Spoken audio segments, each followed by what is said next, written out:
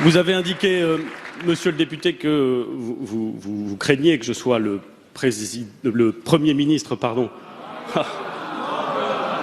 Ah. Ah.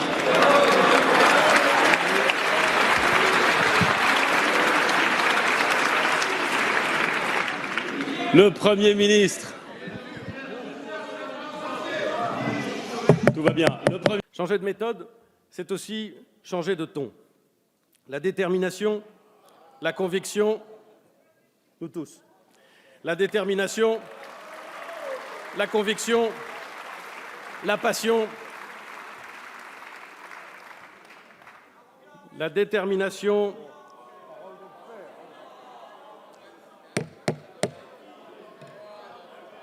s'il vous plaît. Vous savez, mesdames et messieurs les députés, qu'il arrive parfois qu'on invective le Premier ministre lorsqu'il s'exprime, peut-être pour essayer de lui faire perdre son calme. C'est peine perdue. Je suis inénervable.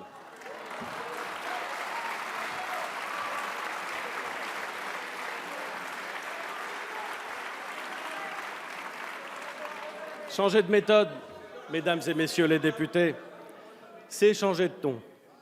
La détermination, la conviction, la passion que nous mettons à défendre nos idées, et nos idées ne sont pas identiques, ne devraient jamais nous conduire à l'arrogance, à l'agressivité, à la caricature. Mesdames et messieurs les députés, regardons avec lucidité notre scène politique et nos débats médiatiques. Ils ne sont pas toujours à la hauteur des enjeux. Je ne donne aucune leçon, je ne m'exonère d'aucune responsabilité. Mais nous avons de belles et de vraies questions à traiter. Vous indiquez, après avoir formulé un certain nombre de considérations sur l'action du gouvernement qui vous appartiennent, après avoir choisi de consacrer votre temps de parole à des sujets qui sont véritablement des sujets de fond pour les Français, vous considérez, Monsieur le Président,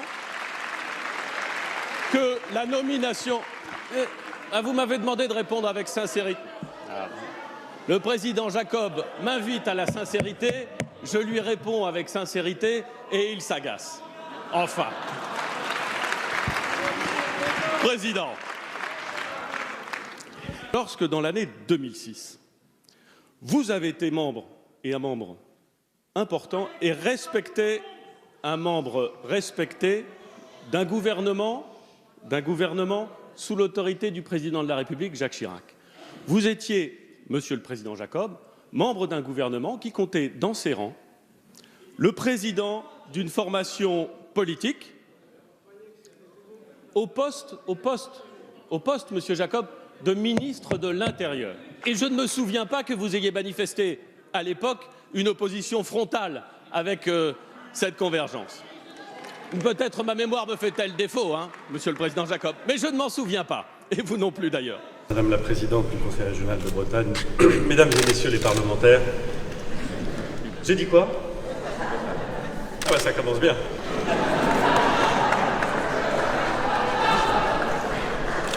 J'ai pas fait exprès, Allez, mettez ça sur le compte de l'émotion.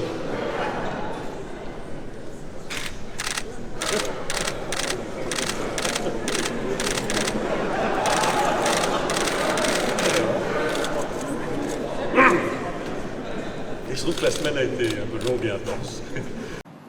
Et si j'insiste, c'est parce qu'il y a 3 mois, lorsque nous avons lancé,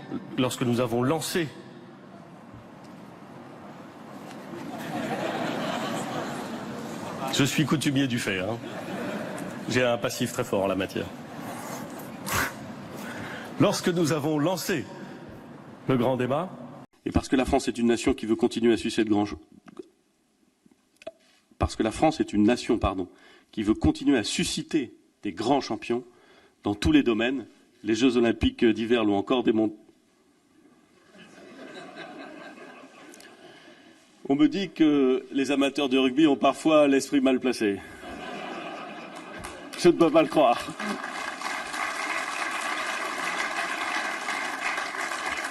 Mon ami Édouard Balladur, Mon ami Édouard Philippe. Quand Christian Estrosi en vient à l'actualité, il met l'accent sur 2 priorités.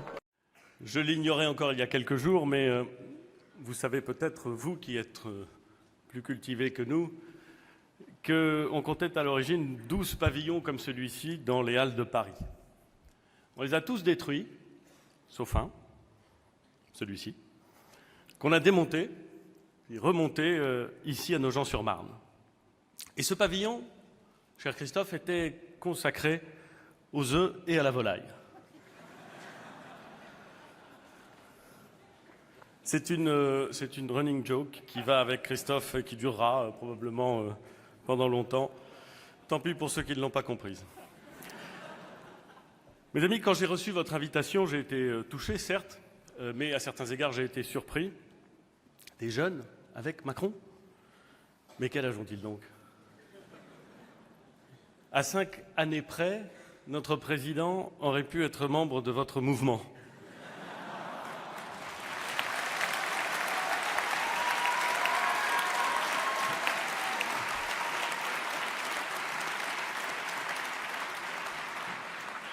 Dans la vie politique que j'ai connue, on était jeunes, voilà, jusqu'à 50 ans, Christophe, voire plus.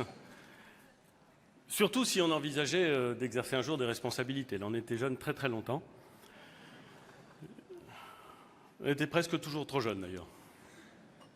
Alors, votre mouvement me rappelle des souvenirs. Il me rappelle de beaux souvenirs. Non pas du tout parce que j'aurais été membre d'un mouvement comme celui-ci, mais parce que, dans une vie antérieure, j'ai participé à la création, modestement, d'un mouvement politique qui n'était pas celui-ci.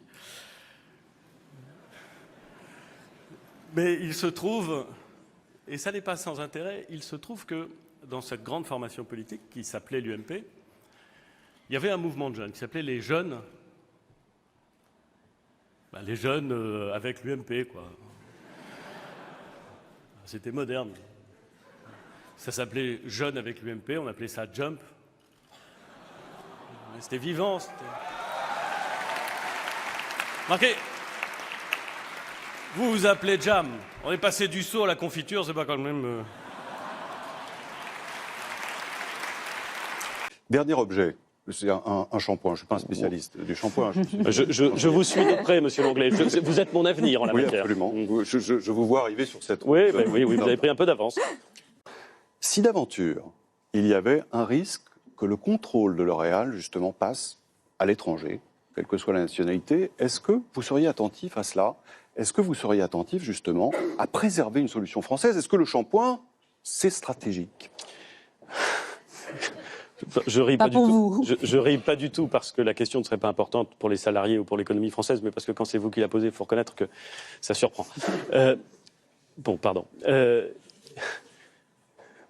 S'il est vrai que l'humour est la politesse du désespoir, s'il est vrai que le rire, sacrilège blasphématoire que les bigots de toutes les chapelles taxent de vulgarité et de mauvais goût, s'il est vrai que ce rire-là peut parfois désacraliser la bêtise, exorciser les chagrins véritables et fustiger les angoisses mortelles, alors oui, on peut rire de tout, on doit rire de tout, de la guerre, de la misère et de la mort. Ces mots ne sont pas de moi, ils sont de Pierre Desproges. Et ils disent au fond que de toutes les formes d'humour envisageables dans le monde politique, l'ironie, la méchanceté, la litote, enfin bref, de toutes les formes d'humour envisageables, l'autodérision est probablement la moins dangereuse. Et l'autodérision, c'est aussi savoir sourire de choses qui vous arrivent et qui ne sont pas drôles. J'ai longtemps cru que désopilant voulait dire à faire tomber les poils. Ça n'est pas vrai.